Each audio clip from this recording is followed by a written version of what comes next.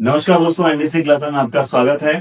और आज हम करेंगे स्कूल व्याख्याता हिंदी की जो दो नई पुस्तकें मार्केट में आई है उन पर छोटा सा रिव्यू है।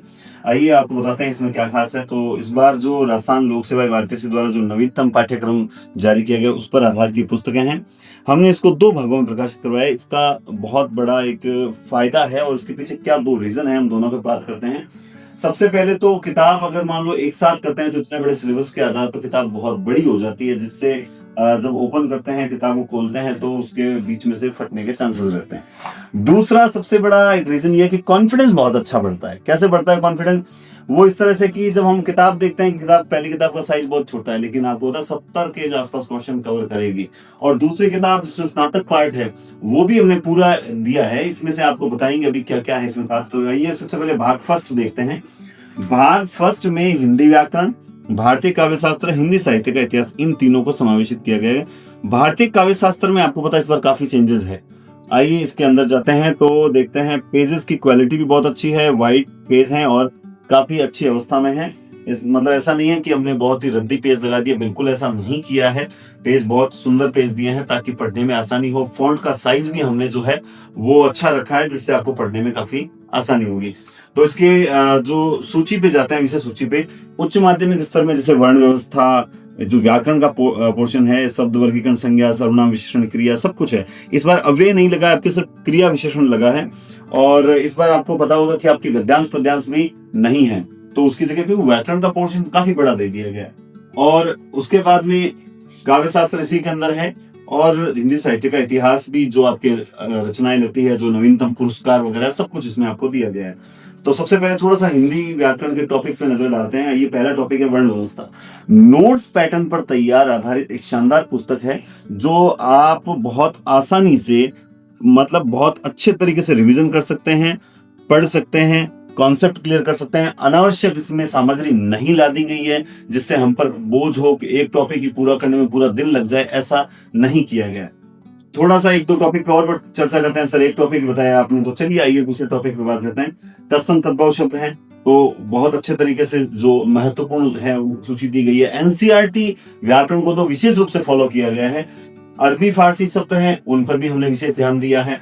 फिर आप संज्ञा, सर्वनाम, विशेषण, क्रिया देखोगे तो उसमें हर चीज में बहुत अच्छे से दिया है। क्रिया विशेषण इस बार एक ही टॉपिक लगा है, तो हमने क्या किया, क्रिया विशेषण के भी जो रूप के आधार पर, अर्थ के आधार पर, प्रयोग के आधार पर जो 3 प्रकार से भेद बताए जाते हैं, फिर उनके कौन कौन से भेद हैं, उनके क्या क्या उदाहरण है, सब कुछ इसमें समावेश किया है सामग्री का। फिर आइए थोड़ा सा हम चलते हैं काव्य शास्त्र की ओर। काव्य शास्त्र में भी हमने जो महत्वपूर्ण जो उदाहरण हैं, चाहे वो अलंकार, शब्द शक्ति, उनके हमने उदाहरणों का हिंदी अनुवाद देने का प्रयास किया है, भेदों को दिया है और काफी सरल तरीके से समझाने का प्रयास किया है। जैसे हम बात करते हैं कि काव्य शास्त्र में जो काव्य दोष हैं, माधुर्य गुण वगैरह, इनकी परिभाषाएं बहुत इंपॉर्टेंट होती है जो अक्सर पेपर में आती रहती है। ठीक है। और अलंकारों में जैसे इस बार एक अपनौती अलंकार जैसा एक बड़ा अलंकार लगा है, तो उसको लेकर स्टूडेंट घबराते हैं, तो वो घबराने की जरूरत नहीं है क्योंकि हमने इसके भेद, चारों भेदों के 6 भेदों के नाम और उन भेदों के उदाहरणों की भी व्याख्या, अंग अंग जारत अरि तीक्ष्ण ज्वाला जाल सिंधु उठी बड़वाग्नि यह नहीं इंदु भवभार। चंद्र को देखकर कहा गया है कि ये चंद्र नहीं बड़वाग्नि है। इसका कारण बताया गया है कि यह अंग अंग को जलाता है परंतु चंद्रमा शीतल होता है, जलाता नहीं है ना। तो इस तरह की हर चीज जो है वो अच्छे तरीके से दी गई है। बात करें अगर हम थोड़ा सा साहित्य के बारे में, तो आप जानते हैं कि साहित्य के बारे में तो हमारी क्लासेस यूट्यूब पर भी कितनी शानदार रही थी कि जहां जहां से हमने जो जो पढ़ाया वो एग्जाम में, पिछले एग्जाम में छपा था। और बहुत से सिलेक्शंस हैं, उसकी लिस्ट भी हमने टेलीग्राम पे डाली थी। तो आइए साहित्य में भी हमने जिस चीज से जो पूछा जा सकता है वहीं पर हमने वो चीज दी है, मतलब अनावश्यक कुछ नहीं है। अगर पृथ्वीराज रासो के संबंध में विभिन्न मत हैं जो एग्जाम की दृष्टि से महत्वपूर्ण है, वो सीधे सीधे हैं। अगर पृथ्वीराज रासो की प्रमाणिकता को लेकर 4 मत है। प्रथम मत है कि अर्ध प्रमाणिक मानने वाले, तो हमने ट्रिक अगर 1000 मुनि सुने तो। द्वितीय मत, प्रमाणिक मानने वाले विद्वान कर्नल श्याम सुंदर मोहन के साथ दशरथ से मिलने अयोध्या गए। तो जहां ट्रिक की आवश्यकता है वहीं पर ट्रिक है। ऐसे ट्रिकी मेथड के चक्कर में लाता नहीं गया, मतलब ट्रिक्स भूल जाता है सर, वैसा नहीं किया गया है। और आगे चलते हैं। आइए थोड़ा सा साहित्य के में सर, आप तुम्हें एक काम करिए सर, आप हमें जो है वो सूरदास जी के बारे में बताओ। देखें आपने उसमें कितनी परिभाषाएं दी है। आइए तो सूरदास के विषय में अन्य विद्वानों के मत अगर आप देखोगे तो देखिए राम कुमार वर्मा, आचार्य शुक्ल, हजारी प्रसाद द्विवेदी, मैनेजर पांडे, बच्चन सिंह। तो हजारी प्रसाद द्विवेदी नहीं बल्कि सूरदास के बारे में अन्य विद्वानों के भी जो महत्वपूर्ण मत हैं, चाहे वो सूरसागर के विषय में विद्वानों के मत हैं, भ्रमर गीत सार के बारे में स्पेशल्स कुछ हैं, या अन्य भ्रमर गीत परंपरा पे कुछ लिखा गया, तो पूरा का पूरा शानदार मैटर यहाँ पे उपलब्ध करवाया गया है ताकि आप लोगों के पढ़ने में आसानी हो और एग्जाम के समय रिवीजन में बड़ी आसानी हो। तो ये बात होगी साहित्य की। आइए थोड़ी सी भाग 2 पे चर्चा करते हैं। और भाग 2 जो है उसमें प्राचीन और पाश्चात्य काव्य शास्त्र, विशेष रचनाएं, उपन्यास और नाटक। इस बार आपका बंटी और चंद्रगुप्त स्पेशल लगे हैं। हिंदी भाषा का उद्भव, विकास और राजस्थान बोलियां। तो जब हम इसे ओपन करते हैं तो वही आप देखेंगे पूरा एकदम शेड्यूल अच्छे से दिया हुआ है और सूची दी हुई है। काव्य हेतु लक्षण प्रयोजन, तो ये हेतु लक्षण प्रयोजन तो आपने पिछली बार भी पढ़ रखे हैं, लेकिन इस बार एक चीज लगी है, अरस्तु का त्रासदी सिद्धांत 45 नंबर पे है।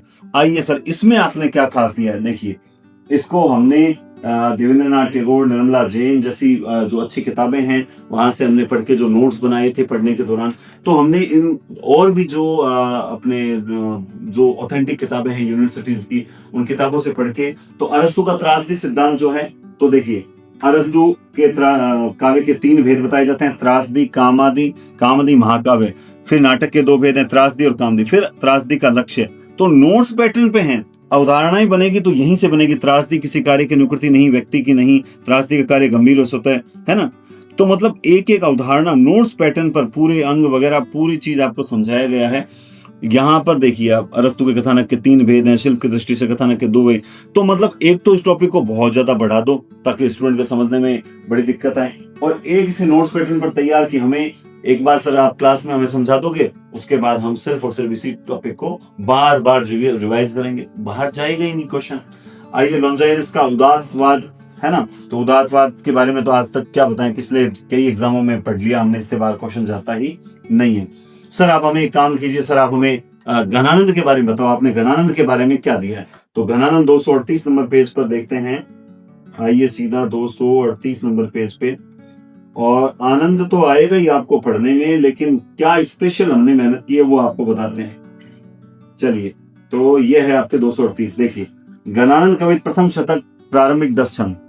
लाजने लपेटी चितवनी भेद भाई भरी लसती लोल चख तेर छानी में, छवि को सदन गौरव बदन रुचिर भाल, रस निचुरत मीठी मृदु मुस्कानी में, के दसन दमक फैली ही मोती माल। तो ये जो भी छंद दिए गए हैं इनके मीनिंग्स हमने बकायदा बॉक्स में बना के दिए हैं, फिर इसकी शानदार व्याख्या दी है, और उसके बाद हमने इसमें विशेष भी दिया है ताकि इसमें से क्या स्पेशल है वो पूछा जा सकता। सर आप अक्सर बोलते हो कि काव्य कला पक्ष से संबंधित प्रश्न नहीं पूछते हैं, तो सर आपने ये इस बार उपमा अलंकार, रूपक अलंकार ये क्यों दिया?